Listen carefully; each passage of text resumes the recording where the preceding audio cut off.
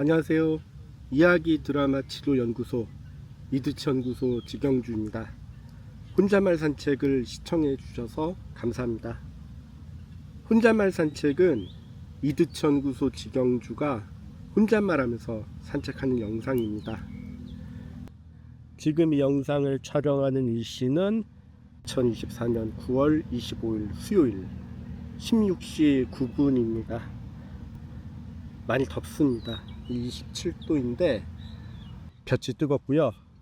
아직은 여름 날씨 같은 느낌입니다. 곳은 전남 순천입니다. 제가 내일 오전에 강의가 있는데 하루 일찍 왔고요. 숙소가 근처라서 여기 둘러보면서 혼잣말 산책도 촬영하려고 합니다. 이렇게 좋은 날씨에 좋은 곳을 산책할 수 있어서 기쁩니다. 오늘도 열심히 걸어보겠습니다. 자, 일어나 보겠습니다. 으쌰.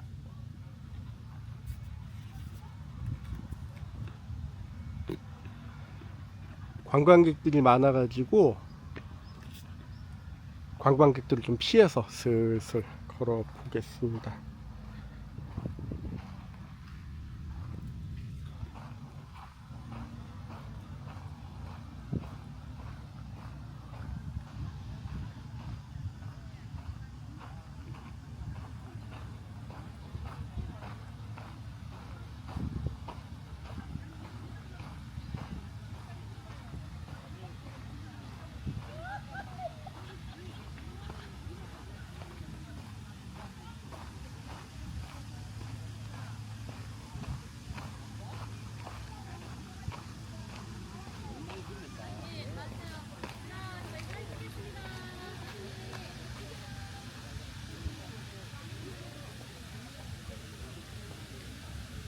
(2024년 9월부로) 국립정신건강센터 심리극 외부 강사를 그만두었습니다.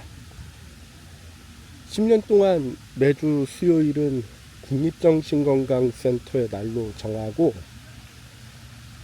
이곳에서 심리극을 진행해 왔는데, 이제는 가족들과 함께 시간 보내거나 독서하거나 공부하면서 다른 일정을 잡기도 하면서 그렇게 시간 보내고 있습니다.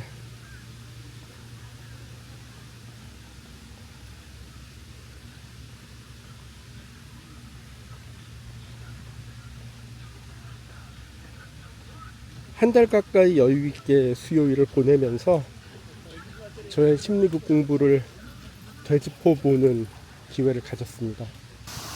저는 심리극과 심리극의 창시자 제이콥 모레노를 이해하는데 액팅이라는 책이 가장 큰 도움이 되었습니다. 그래서 저는 액팅인의 저자 아담 블래트너의 도움을 많이 받았다고 생각해 왔습니다. 감히 제가 상상해 본다면 저와 심리극의 창시자 제이콥 모레노가 양 끝에 서 있고 두 사람의 거리는 너무나도 멉니다. 그 사이에 아담 블래트너가 징검다리가 되어서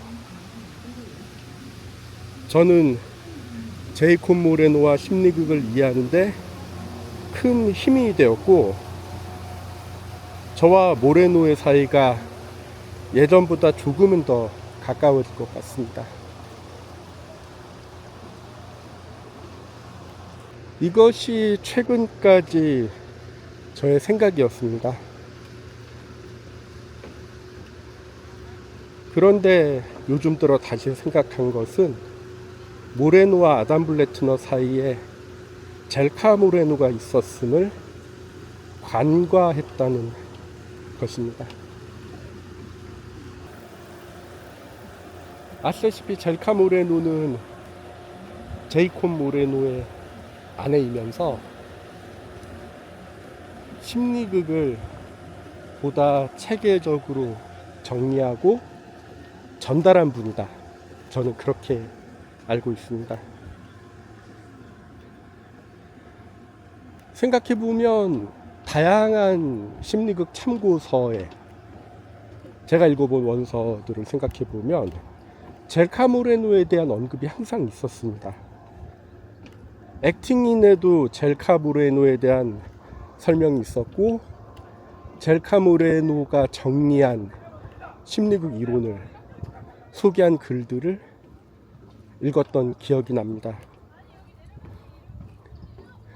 다양한 곳에서 젤카 모레노의 이름을 접해왔음에도 불구하고 젤카 모레노의 공원에 대해서 알고 있음에도 불구하고 저는 젤카 모레노의 존재에 대해서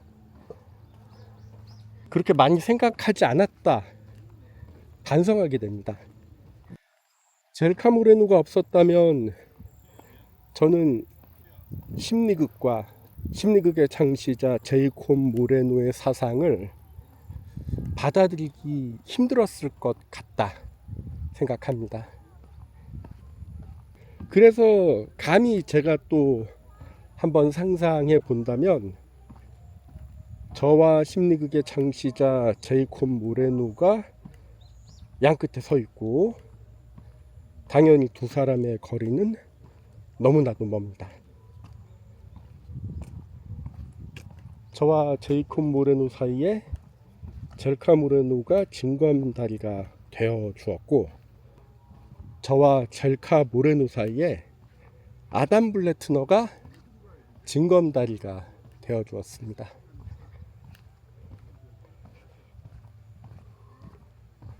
이렇게 생각해 보니까 젤카 모레노가 얼마나 저에게 대단한 존재인지 다시 한번 생각해 볼 수 있었습니다. 앞으로는 제가 심리극을 공부하는데 젤카 모레노 또한 중요한 역할을 하고 있었음을 제가 잊지 않고, 저 또한 대한민국에서 심리극을 알아가고 배워가기 원하는 분들에게 징검다리 역할을 할 수 있다면 좋겠습니다. 그리고 제가 앞으로 심리극과 모레노에 대해서 말씀드릴 때 모레노 부부라는 총칭을 자주 써 보아야겠다고 생각했습니다.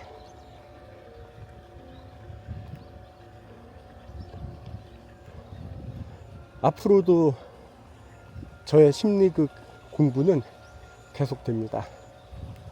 그리고 심리극을 이해하는 데 있어서는 모레노 부부의 사상을 함께 이해하는 것이 심리극의 깊이를 느끼는데 참 중요하다는 생각이 듭니다. 그래서 심리극도 계속 평생 공부라고 생각하고 열심히 공부하면서 모레노 부부의 사상도 열심히 공부해 보겠습니다.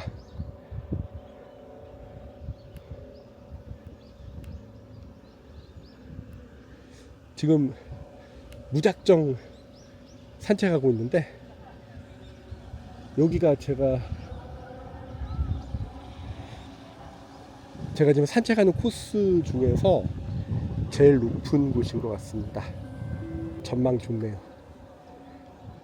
이 풍경을 여러분들과 공유할 수 있어서 좋습니다.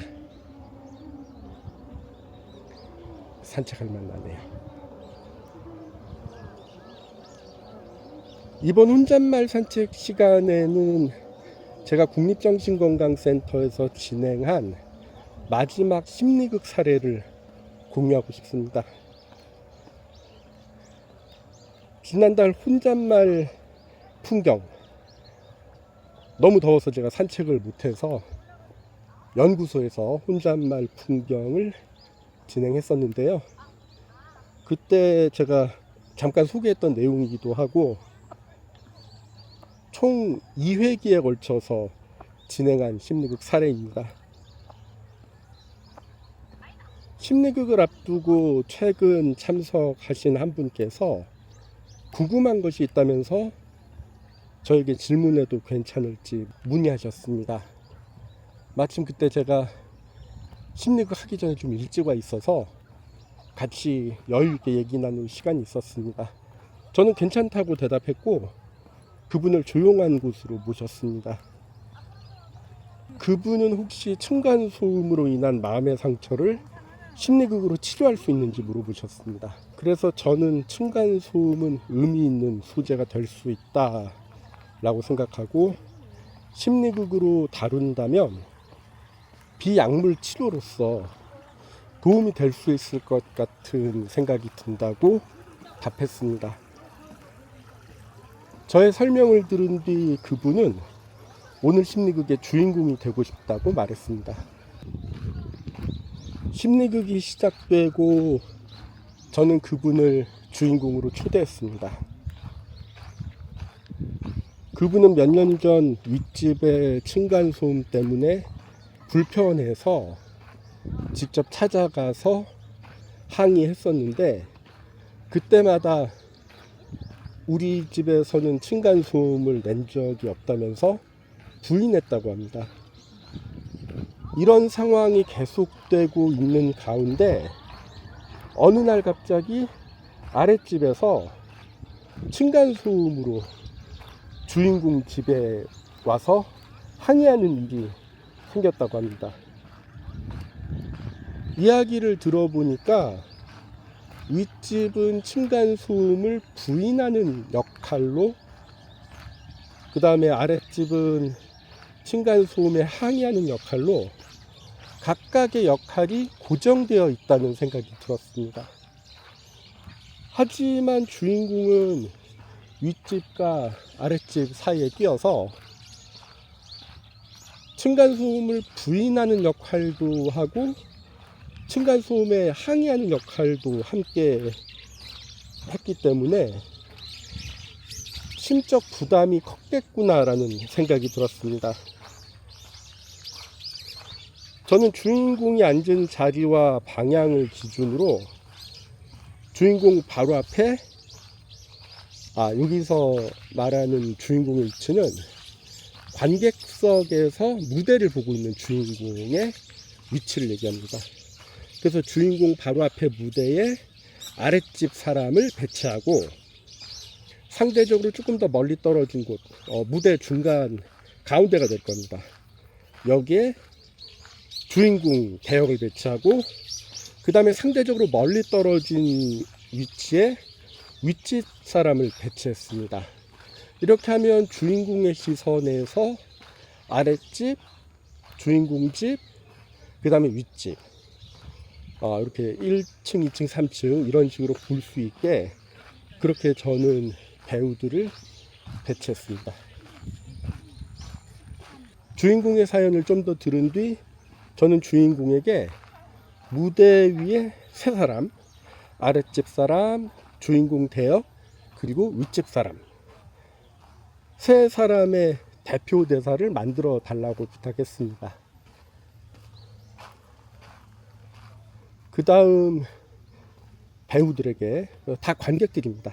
아랫집에서 먼저 주인공에게 항의하면 항의를 받은 주인공은 이를 부인하고, 항의를 받은 주인공이 윗집에 항의하면 윗집은 부인하도록 그렇게 순서를 정했습니다. 그 다음에 주인공의 이야기를 조금 더 들어본 다음에 주인공의 이야기를 토대로 배우들이 순서대로 재현을 해보았습니다. 이렇게 극화 작업을 하는 동안 주인공은 뭔가 미묘한 몸짓을 보여주었습니다. 미묘한 표정 변화가 감지되었고, 몸의 떨림도 감지되었고, 그러다가 갑자기 가슴을 쥐어잡는 모습을 보였습니다. 저는 자주 재현을 중단하고 주인공의 상태를 확인하고 주인공에게 괜찮은지 물어보았습니다. 주인공은 배우들의 연기를 보면서 순간 옛 기억이 떠오르고 그때 힘들었던 기억, 그때 느낌이 떠올랐는데 순간 가슴이 답답하고 가슴이 찌릿찌릿 하기도 했지만 견딜만 하다고 답했습니다. 저는 주인공에게 귀한 이야기를 공유해 주어서 고맙고 그때 그 기억과 느낌을 견디면서 함께 해주어서 고맙다고 말했습니다. 그리고 주인공의 옛 기억을 재현하기 위해서 도와주신 보조자 여러분들께 감사 인사 드렸습니다. 주인공의 말로는 지금은 그때 그 이웃하고 잘 지내고 있다고 했습니다.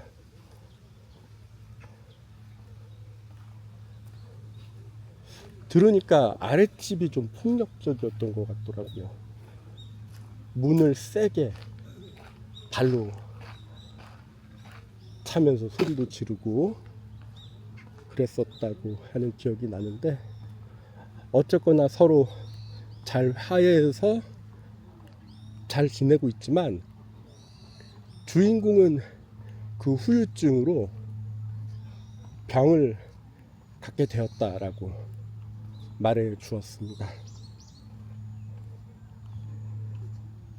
저는 주인공에게 심리극을 통해 자신의 사연을 차분하게 정리해서 설명해 보고 진행되는 나의 연극을 지켜보면서 떠오르는 느낌과 생각을 감지해 보고 이것을 설명하면서 조금씩 옛 기억, 그때 그 느낌에 가까이 다가가고 있는 중인 것 같다고 설명했습니다.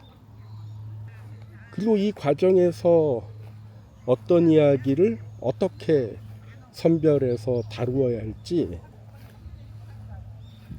주인공 혼자서 생각도 해보고 저와 함께 논의해 보면서 그렇게 특정 이야기를 다루다 보면 주인공이 원하는 치료에 조금씩 다가갈 수 있을 것 같다라고 제 의견을 말했습니다.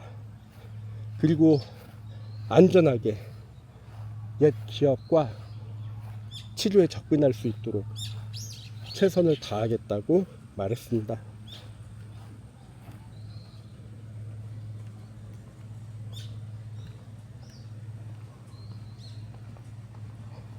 저는 지속적으로 주인공을 관찰하면서 물어보고 확인하면서 주인공이 부담 갖지 않는 선에서 극화의 흐름과 세부적인 설정을 조율하면서 극화 작업을 시도해 보았습니다. 이드치연구소 서포터즈 여러분 감사합니다. 앞으로도 열심히 하겠습니다. 저는 처음부터 주인공이 배우로서 연극에 참여하지 않고 극화를 위한 상황 설명을 하도록 부탁했습니다. 그래서 관객과 함께 무대 밑에서 나의 이야기가 극화되어 재현되는 것을 지켜보도록 했습니다. 극 진행 중 윗집과 아랫집 사이에 끼어있는 주인공 개혁에게 지금 이 순간 누가 힘이 될 수 있는지 주인공에게 물어봤습니다. 그러자 주인공은 곧바로 아버지라고 대답했습니다. 저는 주인공에게 아버지가 되어서 무대 위로 올라가 주인공 개혁 아들을 만나볼 수 있을지 문의했습니다. 주인공은 아버지 역할을 해보고 싶다고 답하고 무대 위로 올라갔습니다. 주인공은 무대 위로 올라가 차분하게 아들의 어깨를 어루만져 주면서 우려의 말을 했습니다. 그리고 아들의 뒷모습을 보면서 잠시 생각하는 시간을 가진 뒤 아들에게 지지와 격려의 말을 전했습니다. 저는 그 순간 이제는 주인공이 직접 자신의 역할을 맡아도 괜찮겠다는 생각이 들었습니다. 그래서 저는 주인공에게 아버지에서 주인공으로 역할을 옮겨서 진행해 보고 싶다고 의견을 말한 뒤 괜찮을지 물어봤습니다. 주인공은 괜찮다고 대답했고 저는 역할을 바꿔서 진행했습니다. 주인공은 무사히 자신의 역할을 잘 수행했습니다. 심리극 마지막에는 주인공이 전지적인 시점에서 무대 위에 있는 등장인물을 천천히 살펴볼 수 있는 그런 시간을 가졌고 주인공 자리를 제가 빈 의자로 두었습니다. 그래서 빈 의자에 있는 자신을 포함해서 무대 위 사람들에게 주인공이 말을 건넬 수 있는 시간을 가졌습니다. 심리극을 마무리하면서 주인공은 비약물 치료의 효과를 경험했다고 소감을 말했고 저는 주인공에게 다시 한번 귀한 이야기를 이 자리를 통해서 공유하고 극화할 수 있게 해주어서 고맙다고 말했습니다. 그리고 이 시간은 관객들이 보조자로 대거 참여해 주었기 때문에 관객들 그리고 또 보조자로 함께 해주신 분들께 감사 인사를 드렸습니다. 저는 주인공에게 기회가 된다면 이번 심리극 주인공 경험을 가족이나 가까운 주위 사람 그리고 주치의 선생님하고 이야기해 보기를 권했습니다. 심리극이 끝난 뒤 주인공 대역을 지원했던 분이 저에게 다가와서 주인공의 사연을 체험하고 공감하다 보니 주인공의 고통이 어땠을지 느껴졌는데 그게 좀 강하게 느껴졌다고 했습니다. 그러면서 자기 자신이 여러 사람들 사이에서 힘들었던 옛 기억도 떠올랐다고 했습니다.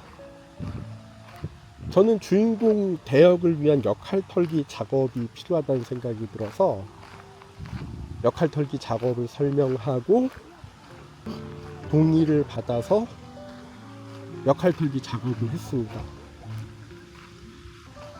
마침 근처에 주인공이 있어서 저는 주인공에게 도움을 요청했습니다. 주인공은 자신의 대역을 연기해 주신 분에게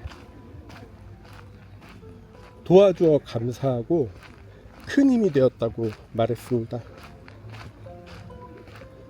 저는 주인공 대역을 맡아주신 분에게 오늘 이 경험을 가까운 분이나 믿을 만한 분과 공유해 주기를 권했습니다. 그리고 이번 심리극과 관련해서 후유증을 계속 감지한다면 주치의에게 알리고 저에게도 알려달라고 부탁했습니다.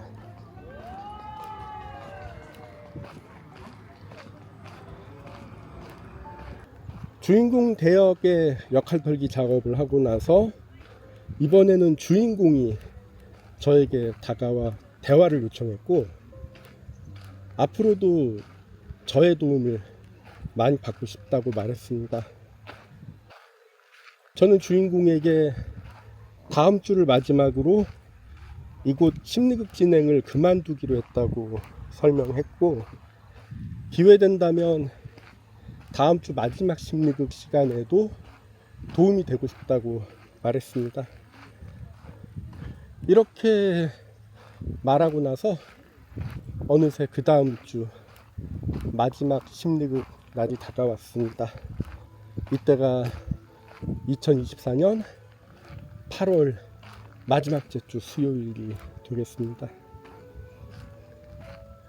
그래서 지난주 심리극의 주인공이 한 번 더 심리극 주인공이 되고 싶다고 지원했고, 관객들의 동의를 거쳐서 한 번 더 심리극 주인공으로 초대했습니다.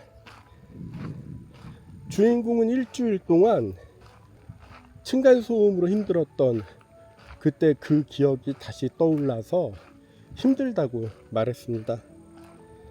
저는 주인공에게 이것은 심리극으로 인한 후유증일 수도 있고, 자신이 받아들여야 할 것이나 집중적으로 다루어야 할 것이 무엇인지 재검토해 보아야 할 것을 살펴볼 수 있는 기회가 될 것 같다고 제 의견을 말했습니다.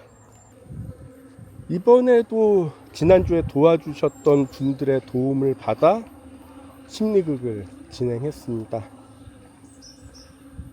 이번 주의 심리극 주인공은 곧바로 자기 자신의 역할을 맡아 연기했습니다. 주인공이 좀 더 자세하게 층간소음으로 인한 이웃들과의 갈등을 설명해 주어 그것을 토대로 조금 더 강하게 심리극 진행을 했습니다. 저는 주인공의 속마음을 조금 더 표현할 수 있게 진행했고, 주인공은 독백을 통해 층간소음으로 인한 여러 가지 감정 그리고 걱정하는 마음이 어떻게 병리적인 문제로 연결되었는지 공개했습니다. 지금은 윗집 아랫집 서로 마찰 없이 잘 지내고 있고, 주인공은 걱정과 병리적인 생각 그리고 현실을 서로 잘 구분할 수 있지만, 층간소음과 관련된 안 좋은 뉴스를 생각해보고 자신이 층간소음을 또 경험을 해보니까 걱정이 현실로 이어질 수도 있을 것 같다는 생각이 들어서 많이 힘들다고 했습니다.